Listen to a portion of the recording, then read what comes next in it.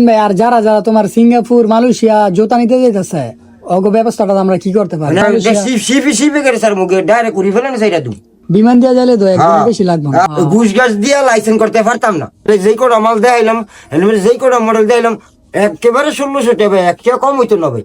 আবার 400-500 টাকার, 300 টাকার, 250 টাকার জুতা আছে, স্টেট মাল আছে, সেগুলি 1 মাসের বেশি টিকতো না।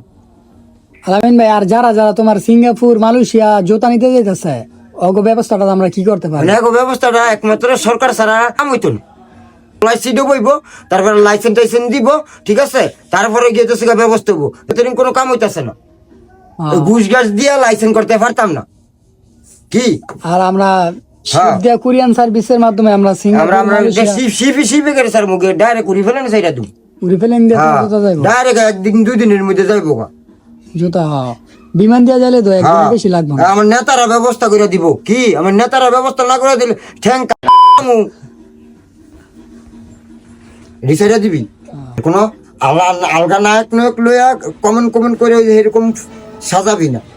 না কোনো আউট মানুষের কোনো পিকচার কোনো লাগাইবি, ইয়া করবি না। নায়করা পানিকে করবো, হাইস দিব, ডায়লগ লইব, অন্য কোনো মানুষের কোনো ডায়লগ নাই।